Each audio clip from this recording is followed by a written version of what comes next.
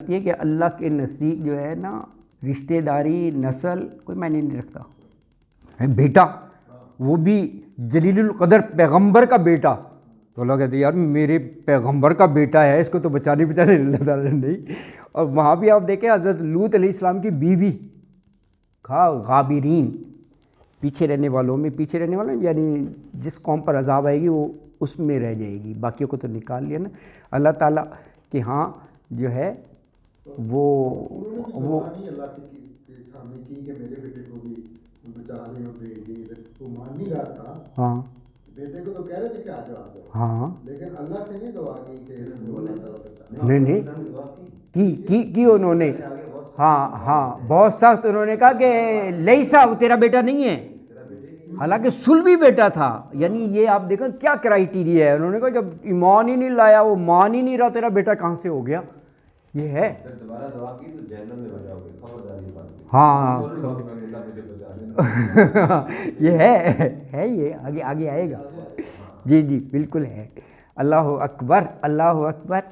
تو کہا فَكَذَّبُوهُ، تو قوم والوں نے نہیں مانا، جھٹلایا، فَأَنْجَيْنَاهُ، پھر انجئی نجات دے دی نا ہم نے ہو اس کو، یعنی حضرت نوح علیہ السلام کو، اور کن کو؟ والذین معہ، اور ان کو جو معہ اس کے ساتھ تھے، یعنی جو ایمان لے آئے تھے۔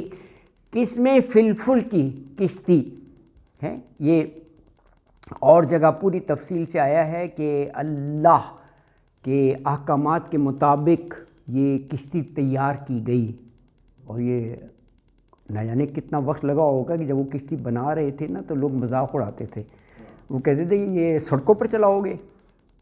ہاں یہ کہتے تھے، ریمارکس دیتے تھے، کہ پانی نہیں تھا نا آس پاس، تو کہیں نہیں تھا پانی، دریا کچھ بھی نہیں تھا، تو کہتے کشتی کہاں چلے گی؟ اللہ یہ نہیں پتہ تھا کہ ہر جگہ پانی پانی ہو جائے گا، یہی دریا بن جائیں گے ہیں۔ وَأَغْرَقْنَا، غرق ہوتا ہے نا، غرق ہو جانا، یہ الف لگ گیا، اغرق غرق کر دیا، یہ بالکل اسی طرح جیسے خرجہ نکلنا ہوتا ہے نا، تو اخرجہ نکالنا، یہ حمزہ کا ایک اور یوز، تو وہ اغرق غرق کر دیا، اللہ کہہ رہے ہیں نا ہم نے کن کو؟ الذین کذبوا بآیاتنا، الذین ان لوگوں کو، کذبوا جنہوں نے تکذیب کی تھی، جھٹلایا تھا، بآیاتنا ہماری آیتوں کو، یہ سب اللہ کی آیتیں ہیں۔ ہاں بالکل۔ انہم کانوا قوما امین، انہم بے شک وہ، کانوا تھے، قومن ایسی قوم، امین، امین یہ وہی ہے جو سورہ بقرہ میں سم بکم عمیٌ، ہاں عمیٌ اندھے، تو اس سے یہ امین ہے بن گیا، اندھے لوگ۔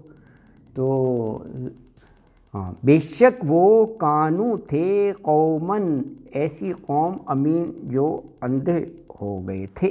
تو آیت میں یہ کہا کہ اللہ تعالیٰ کہہ رہے ہیں ہم نے حضرت نوح علیہ السلام کو